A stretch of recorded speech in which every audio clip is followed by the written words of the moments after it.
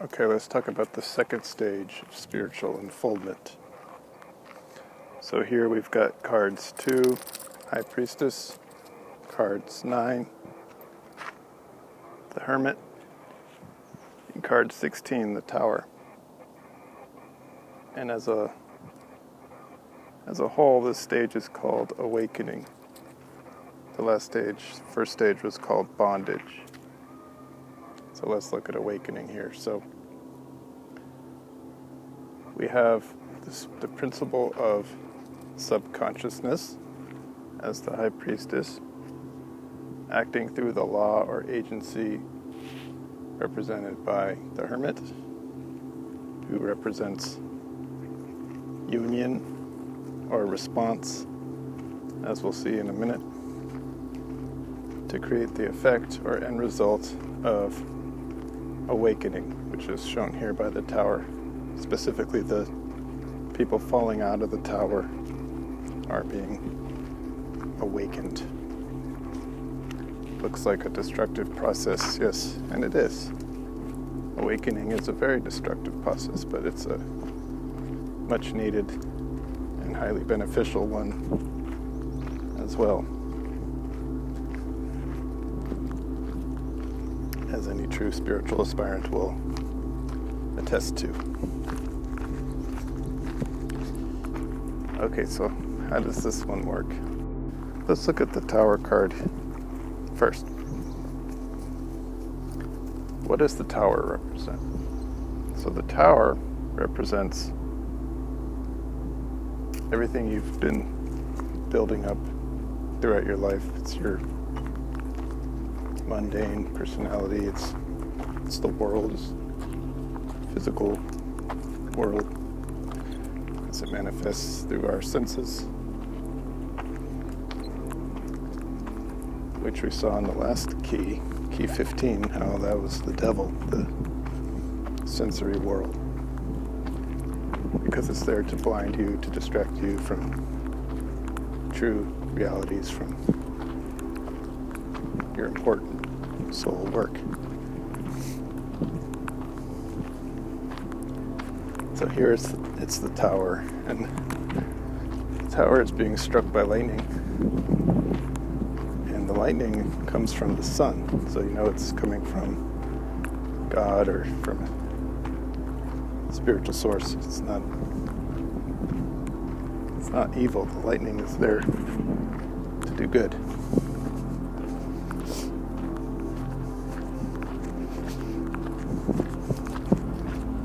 It's knocking off the false crown.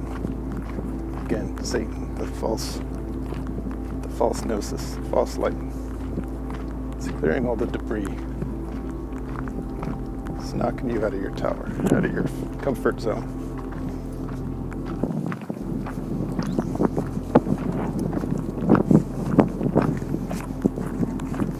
And on 9/11, we were all knocked out of our comfort zones and rudely awoken, weren't we, to certain realities.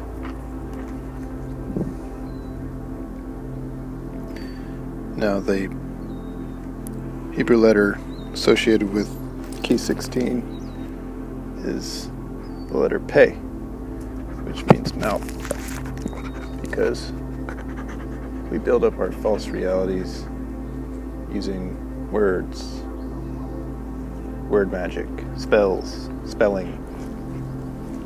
It's our false ideas we tell ourselves, whether it's our inner narrative, how we talk to people, how we talk to ourselves, our thoughts. So the mouth as the organ of speech, but also the inner voice could be pointed to with the mouth, is how we build up our towers, our dark towers,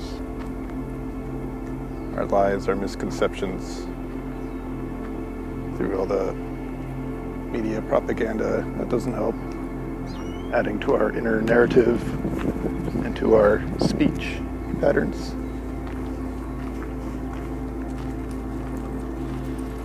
So the tower must fall.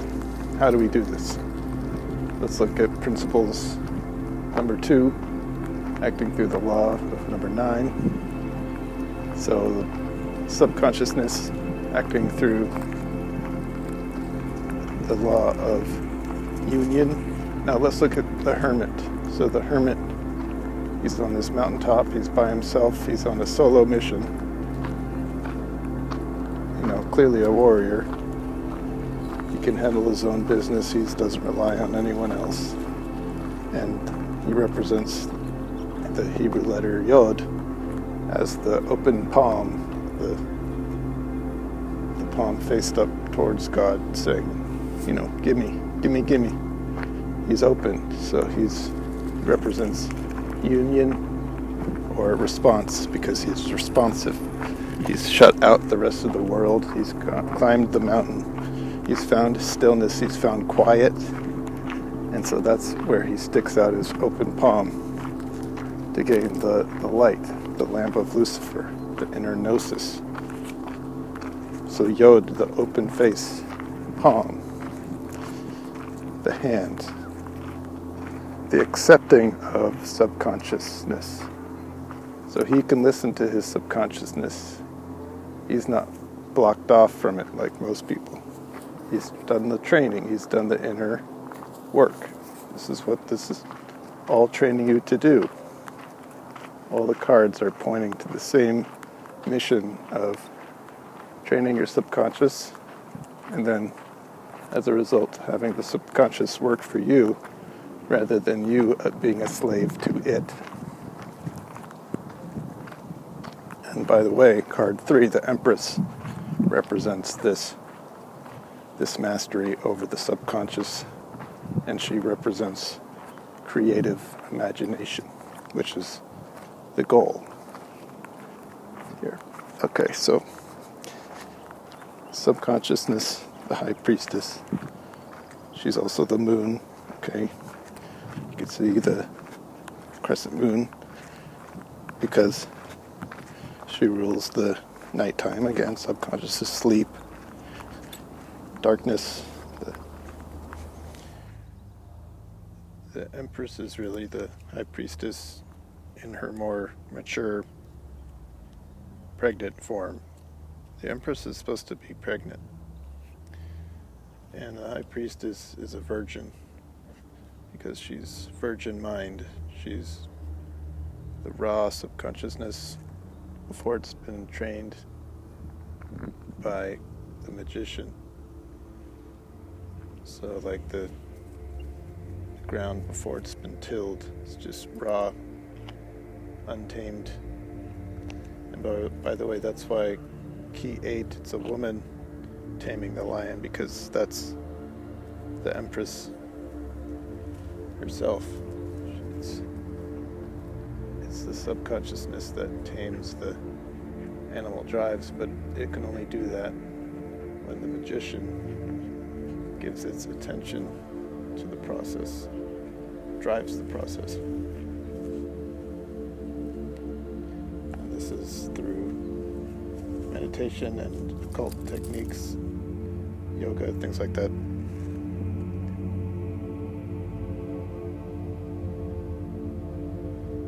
It's about creating very definite images with which to focus on.